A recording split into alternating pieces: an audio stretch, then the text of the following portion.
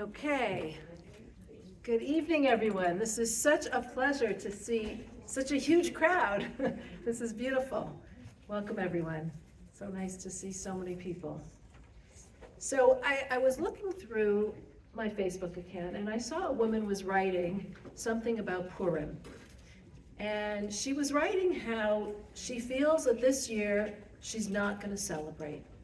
She says, how can I celebrate Purim on such a year where there's such difficulty facing the Jewish people, a year where so much is going on around us, so much sadness, the hostages, the war. I mean, we all feel so heavy. And she says, moreover, she says, how can I celebrate something that happened thousands of years ago? It seems like it's almost irrelevant. Look at what's happening now. Am I celebrating the then and forgetting about the now? And so she says, I think I'm going to basically boycott Purim this year.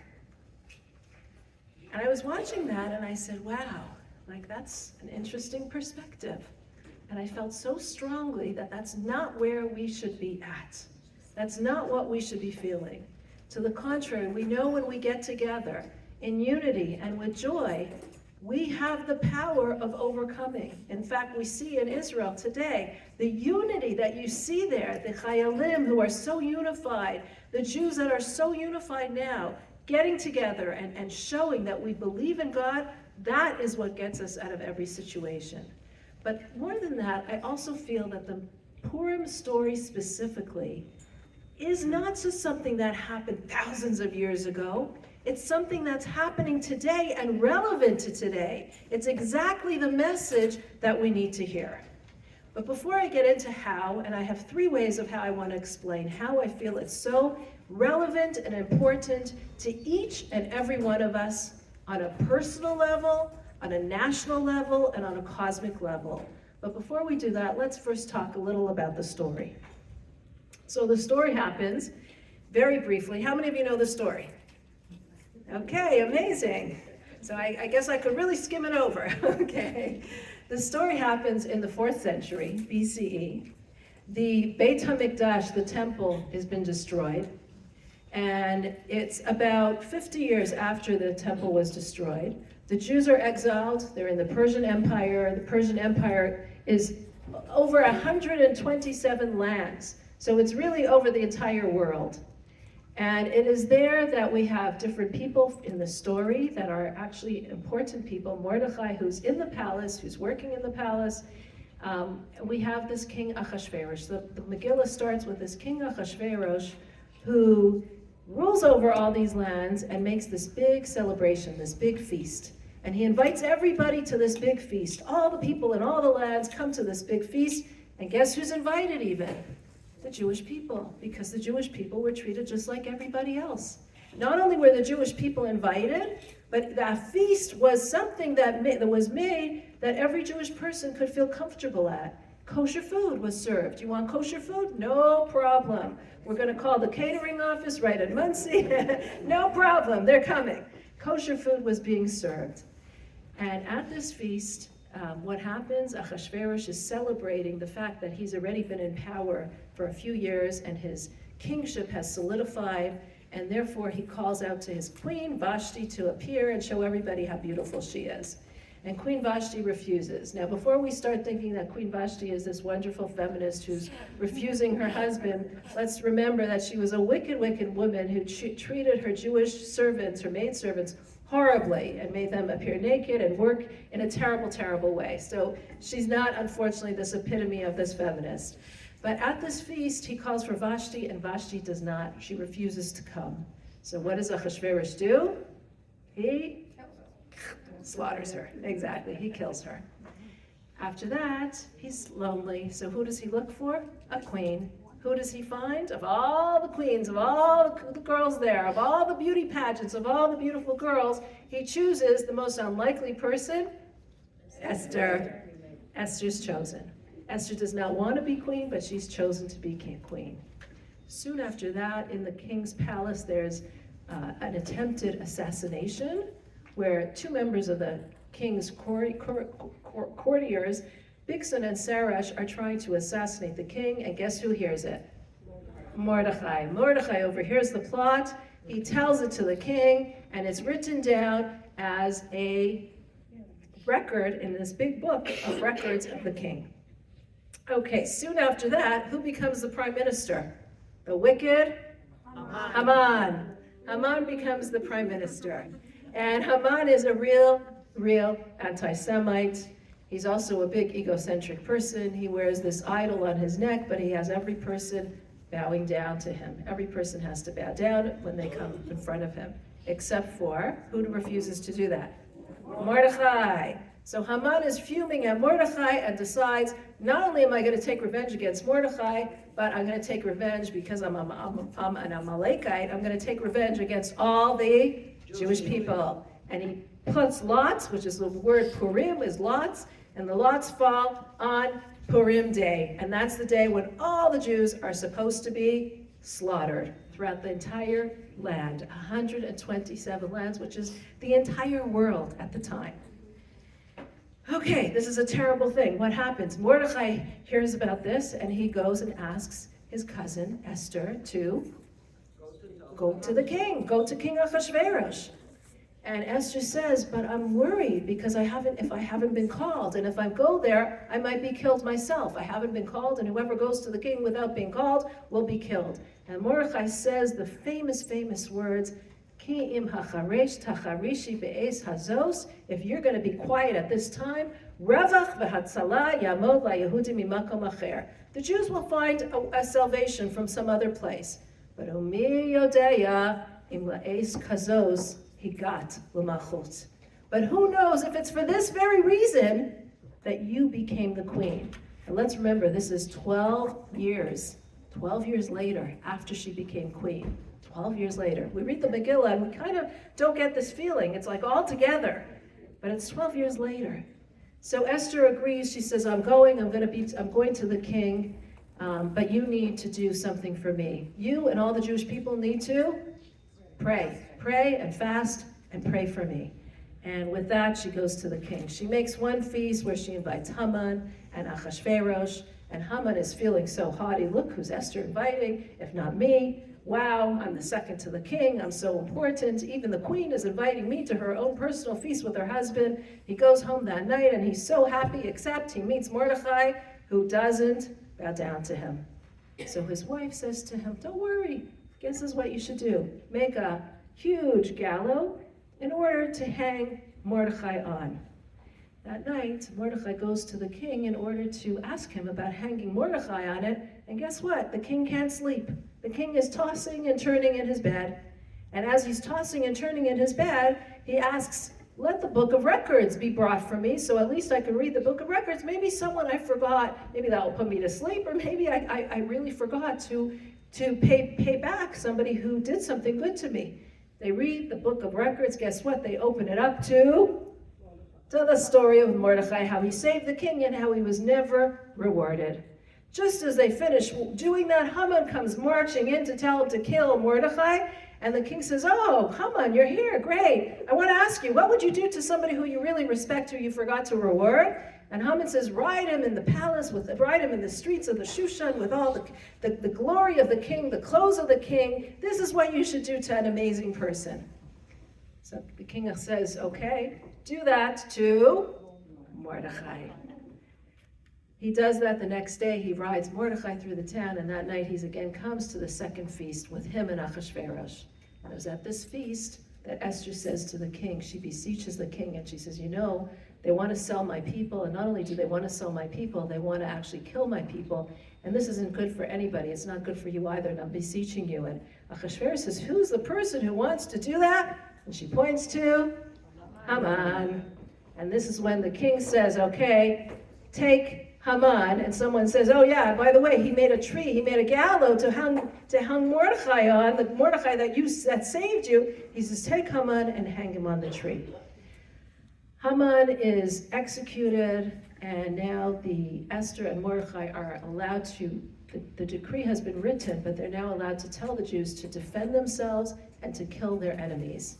And so the day that had become a day of such difficulty becomes a day when all the enemies and all the anti-Semites of the Jews are killed, as well as Haman's children, and Mordechai is appointed as the second in command, as the prime minister. The house of Haman goes to Esther, and the Jews are saved.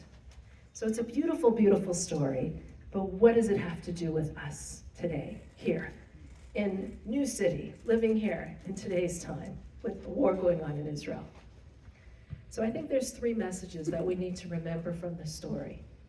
The first message is a personal message. You know, so often, each and every one of us feels in our lives, like, who am I? Who am I to do something? Who am I, little me? You know, I'm gonna fail, it's too much, it's too hard. And sometimes we're given a situation where we could shine, but we don't trust ourselves. We don't have that courage. We don't trust ourselves to go to the king. We don't trust ourselves to be who we can be because we feel, who am I? I'm gonna fail. And the message is, you know what? You need to do it. Not because you need to do it for somebody else. It's not even the Jewish people who were saved through Esther. Mordechai is telling her, who knows if for this moment, you are in the position that you're in for this moment. And there are times when we have the ability to help somebody, we're in a position to help somebody, and we say, oh, maybe not me, maybe not now. There are times when we're in a position to do something very courageous, and we say, what if I fail? What if I'm not good enough? What if I'm not smart enough? What if I'm not enough, whatever it is? And this is the message for each and every one of us in today's times when so often we're feeling so down, is who knows if for this reason you were created, if this is the moment that you need to shine. So that's the message that we all need to hear on a personal level. And in the situation that we're in today as well, we know that each of our prayers, our charity, our getting together, our doing mitzvot counts. Each of them counts and is important. On a national level, we see something very interesting. You know, the party that Achashverosh made in the beginning, do you know what it was really celebrating?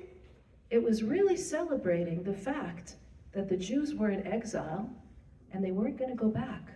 See, everyone knew that there was this 70-year prophecy, that 70 years after the temple was destroyed, after the Beit HaMikdash was destroyed, the Jews would be returning. And all the kings made a calculation of when the 70 years would be. And all of them celebrated when they thought it was over. And Achashverosh says, now it's over, this is it, and now's the party. The Jews are not going to be returning to the land of Israel. The Jews are not going to be returning to the chosen people. There are no chosen people anymore. Now, how often have we heard that? You're not the chosen people anymore. But what was wrong with the party is that the Jews participated in it. Sure, they had kosher food. They had all the schnitzel that they would want. But they were participating in something that was saying, you are no longer God's chosen people. You are no longer going to be returning to your homeland. Your homeland is not yours. Does it echo to what we're hearing so much? Do we hear echoes of, you are not the chosen people, the land is not your land? This is what they were celebrating. And when you read the Megillah, it looks like the reason why the decree happened was because Mordechai didn't bow down to Haman. The reason why the decree happened is because the Jewish people weren't proud of who they were, because they attended this party, because they attended something that said, you are no longer the Jewish people, you are no longer returning to your land is no longer yours. And that is why the whole sequence of events happened. When Mordechai stood proud as a Jew, that was part of the salvation. That was part of the way that was going to come to the end in the salvation. And when the Jewish people gathered in unity together, and they prayed to God, and they realized that God is the only one in charge, that is when what happens next? The whole story turns completely on its head, because we know salvation comes from God. So on a national level, when things look so bleak, as it sometimes does today, and sometimes we see all the anti-Semites rearing their ugly head, including sometimes colleagues, university professors. I mean, it's appalling how what we see today. In such a situation specifically, we need to not bow and not say, oh, we're gonna be complacent, we're gonna agree, we're gonna join the party. No, that's when we stand strong. That's when we be proud of who we are, because every time when we stood proud of who we are and remembered who we are and joined together in unity and togetherness, that is when the salvation comes. And finally, on a cosmic level, when we look at the situation of what was happening, this was a time that really Mordechai was a member of the king's court. The king's own wife was a Jewish woman. This was a time that you would think the Jewish people were the safest. They were reaching the highest levels. They were very integrated into the community. I mean, you see the party that was made for them. Jewish food was offered. I mean, look, imagine being in the White House where you have Jewish food, kosher food being offered. They were so integrated into society, we would never, ever, ever have imagined that the anti-Semites would rear their ugly heads and want to destroy the Jewish people. But we know that when the Jewish people are not proud of who they are, when they don't show that pride in who they are, that was the source of the problem. And what is the source of their salvation? It wasn't from the fact that Esther was the Jewish queen. It was from the fact that God saved us. When we realize that we're together in this, when we realize that it's God who saves us from all our situations, not because of what situation we're in, but because the only salvation comes from God. And when we redouble our Jewishness by praying and studying Torah and getting together and celebrating Purim to the fullest, that is when the salvation will surely come. So this Purim, and when I saw that post from this woman about how she's not celebrating Purim, there was underneath it a comment from another woman who said, you know, my own mother, she says, was a Holocaust survivor. And my mother, when she was freed, the first year that she was free, the first holiday that she was able to celebrate after hiding for so many years in Nazi Europe, the first holiday that she was able to celebrate was Purim. And the way that she celebrated that Purim was with the most joy possible, because she said, all these years that they took away the celebration from me, I see how valuable it is. I see how enjoyable it is. I'm going to show them what Jewish pride is, what being a Jewish person is, and I'm going to redouble my efforts to celebrate it even more. And this woman says, I am also in Israel, and I'm going to show the Chayalim how much I value their sacrifice for us, that we're going to celebrate Purim all the way, because they're fighting so that we can be where we are, celebrating who we are, and proud to be the Jewish people. So this year, let us celebrate Purim. Hopefully the war will be way long over by then, the hostages will be home by then, but let us celebrate Purim with the understanding that this is a story. The story of Purim is not a story that happened thousands of years ago. This is a story that's happening in every generation. B'chol dor v'dor, every generation, they try to destroy us. In every generation, those are rising up against us. This is a story that's happening today. And just like we're all making Hamantashen to eat the Haman, to eat Haman and eat the ears of Haman, or in different traditions, they have all different kinds of things. In Moroccan, I was just hearing today, they make his eyes, they roll his eyes, they make his hands, they have all these different things that they eat. It was very interesting. Chabad.org.recipes. You'll see it. My colleague was doing that today. All these 7 different recipes that are completely untraditional, the traditional recipes that you don't know about, that they do in different communities. So just like that, I wonder what we'll be doing in next year with Hamas, with eating the Hamas cookies or who knows what, to celebrate their destruction and to celebrate everyone who wants the destruction of the Jewish people. Because Am Yisrael Chai, we know over and over and over again, those who rose up to destroy us are in the annals of history. They're there, and they're just in the history books, but they're not here. And we are here. We are here in this big, beautiful crowd, this big, beautiful shul, celebrating the fact that we're here, celebrating our Jewishness, celebrating who we are, celebrating Purim, celebrating each and every one of our holidays, because it's when we reunite, with joy and happiness and confidence that God is going to help us, that God is going to provide salvation, that is when we see the open miracles. May they be now. Amen.